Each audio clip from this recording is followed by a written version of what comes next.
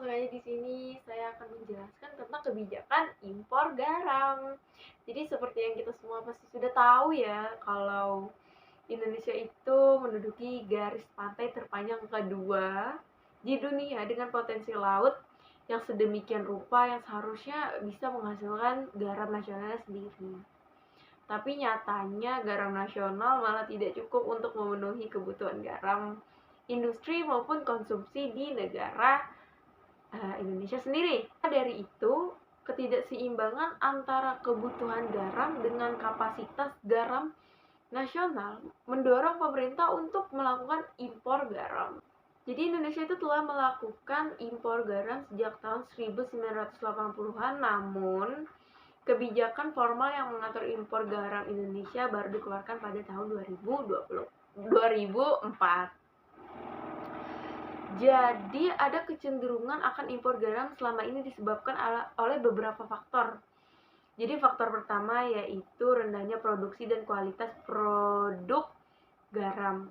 Jadi salah satu faktor keengganan petani garam untuk memproduksi dan memperbaiki kualitas sendiri itu adalah garam di pasar itu di pasar dalam negeri ya, itu sangat tidak stabil, sering turun drastis gitu.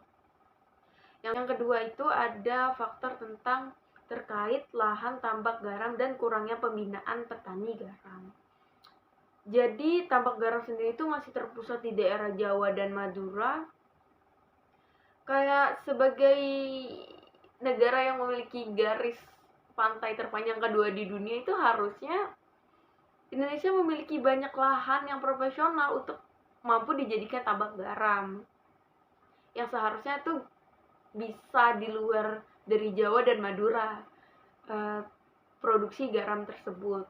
Lalu itu ada tentang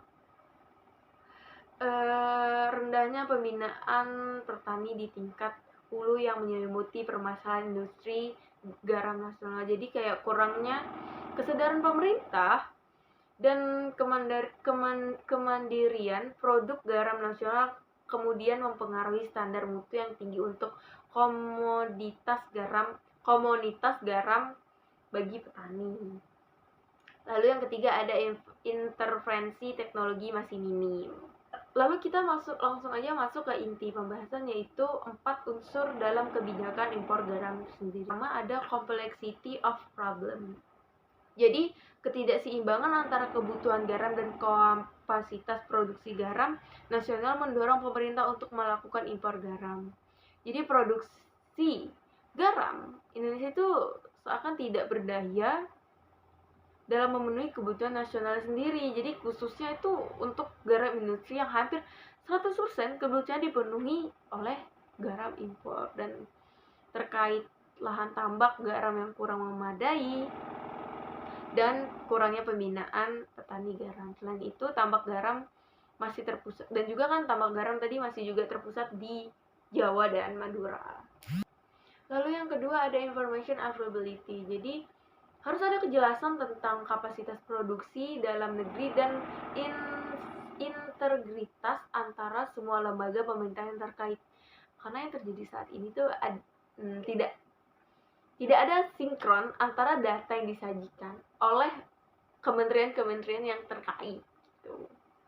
Secara statistik saja tidak terdapat kesesuaian antara data yang disajikan terkait kemampuan produksi garam lokal, sehingga angka-angka yang muncul itu tidak bisa sehingga angka yang muncul itu tidak dipertanggungjawabkan. Akibatnya impor garam sendiri seharusnya didasarkan pada alokasi kebutuhan garam lokal yang tidak memiliki kejelasan. Sebab itu harus ada kejelasan dari data lembaga terkait mengetahui kondisi garam domestik dan besar kota garam yang bisa diimpor. Seharusnya pemerintah ini saat mengimpor garam dari Australia menyampaikan alasan mengambil kebijakan tersebut karena produksi garam lokal yang memang tidak mampu lagi memenuhi kebutuhan dalam negeri karena keterbatasannya teknologi dan kondisi alam, sehingga harus mengimpor. Jadi gitu. Meski perairan Indonesia sangat luas, namun pengelolaan garam yang masih sangat tradisional dan menghambat efisiensi, kualitas, dan kuantitas produksi garam lokal. Itu semestinya dijelaskan oleh pemerintah. Lalu yang ketiga ada ideological environment.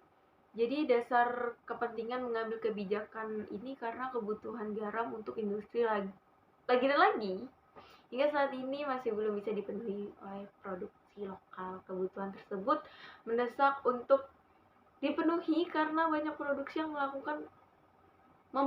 banyak produk yang memerlukan pasok garam untuk industri. Untuk menyapai persoalan itu, pemerintah mengambil kebijakan impor tadi.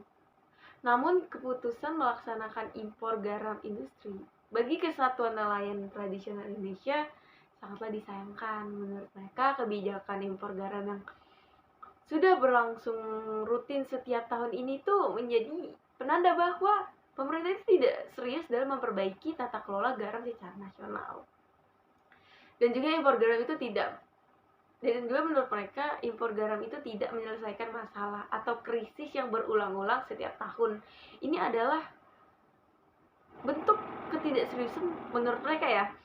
Ini tuh adalah keputusan yang membuat mereka berpikir kalau pemerintah itu tidak serius untuk mencapai swasembada dan kedaulatan garam nasional. Lalu para penambak garam merasakan dampak negatif. Pada akhirnya secara perlahan banyak di antara penambak itu beralih profesi menjadi buruh kasar.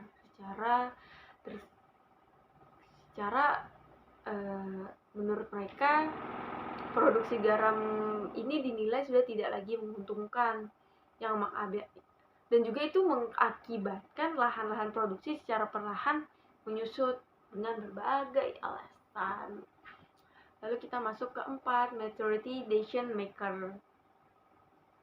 Terkait impor tersebut, pemerintah ini menggunakan alasan bahwa pada dasarnya produksi garam lokal memang tidak mampu memenuhi kebutuhan dalam negeri sehingga harus mengimpor. Hal ini disebabkan beberapa hal, antaranya keterbatasan teknologi dan kondisi alam. Namun, jika mengamati argumen yang dikemukakan pemerintah pada poin tadi, yang menjadi pertanyaan adalah sejauh mana langkah pemerintah untuk membangun teknologi mengelola garam di Indonesia secara mandiri. Bukankah dengan menerapkan teknologi yang lebih mutakhir dan memperbesar kuota produksi dalam negeri akan melipat gandakan keuntungan bagi negara nantinya dan berimplikasi pada kesejahteraan masyarakat, terutama pada petani garam. Jadi hingga saat ini belum ada upaya signifikan dari pemerintah untuk mengupdate teknologi pengolahan garam, bahkan tidak ada insentif bagi petani garam sehingga mereka sebagian besar tidak mampu berproduksi lagi. Pada akhirnya pemerintah tetap melakukan kebijakan impor garam untuk impor industri dan penggunaan untuk kepentingan industri. Jadi pemerintah di sini ada mengeluarkan kebijakan baru, yakni Peraturan Pemerintah Nomor 27 Tahun 2021 tentang penyelenggaraan bidang kelautan dan perikanan. Khususnya pada pasal 291 mengatakan bahwa impor garam harus memprioritaskan penyerapan garam hasil produksi pertambakan garam yang tersedia di gudang garam nasional atau gudang garam rakyat untuk pemerintah kebutuhan dalam negeri. Dan juga di sini ada KPPU merekomendasikan agar pemerintah mengutamakan penyerapan stok garam rakyat yang masih ada untuk pasar domestik dan memastikan stok garam impor digunakan sesuai peraturan rencana awal yang tadi agar tidak agar tidak terjadi rembesan ke pasar garam rakyat sesuai amanat peraturan pemerintah nomor 27 tahun 2021 tadi. Jadi ada beberapa evaluasi tentang kebijakan pemerintah mengimpor garam. Yang pertama ada evaluasi yang pertama itu harus ada kejelasan mengenai kapasitas produksi dan dalam negeri dan sinergitas antara semua lembaga pemerintah yang terkait. Hal ini guna mengetahui kondisi domestik dan besaran kuota garam yang dapat diimpor. Evaluasi yang kedua ada tentang pelibatan perwakilan petani garam untuk mengambil kebijakan impor garam tersebut. Evaluasi yang ketiga, kalaupun pemerintah harus mengimpor garam akibat permintaan domestik yang sangat besar, maka kebijakan impor garam tersebut harus diiringi dengan upaya membangun teknologi jangka panjang. Jadi itu yang bisa saya sampaikan dan saya jelaskan. Kurang lebihnya mohon maaf. Sekian, terima kasih.